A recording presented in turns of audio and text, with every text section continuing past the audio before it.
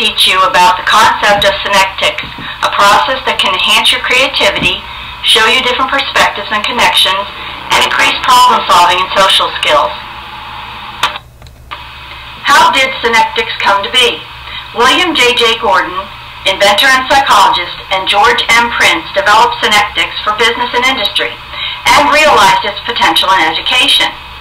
Synectics uses metaphors to connect new and familiar and strange, and they felt that good teaching also makes ingenious use of analogies and metaphors to help students visualize content.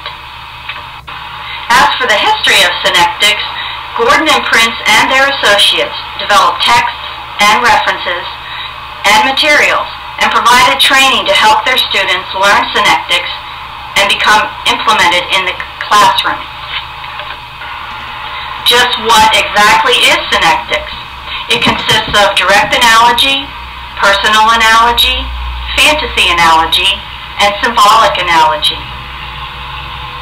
Students learn how to develop their skills to produce their own connecting metaphors. Now, where do we use synectics? We can use it in the classroom, industry, and business. The applications of synectics actually are limitless.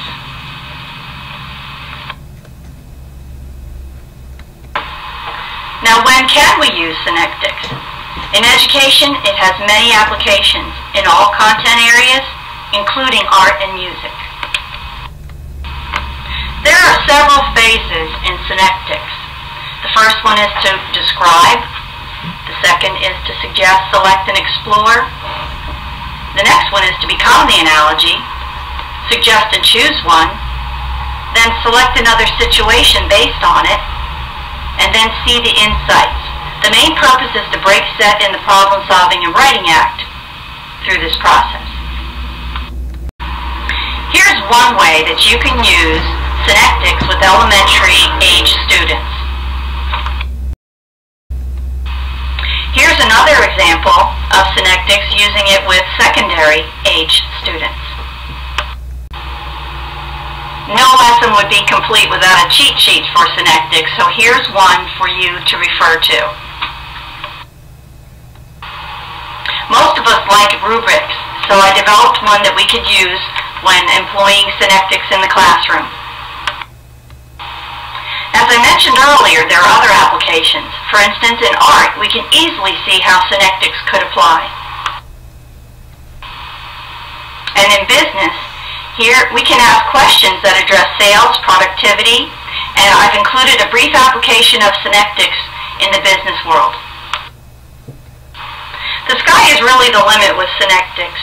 You can take some of the work of Rube Goldberg, Gary Larson, William Wegman, and develop your own ways in which to develop creativity with your students. And I've also included a 4-words game to help you get started with synectics if you'd like to try it at home before you try it with your students. Here you'll see some of the resources that I used to put this PowerPoint together and that you might consider when developing your own unit in synectics. The references for this video were some of the texts that I have in gifted and special education, the ones I listed in the previous slide, looking through the internet and databases and getting some ideas, and basically just losing myself in the idea. I'd like to thank Sampy and David for their help with this video, and now it's your turn to take the reins and try synectics with your own students.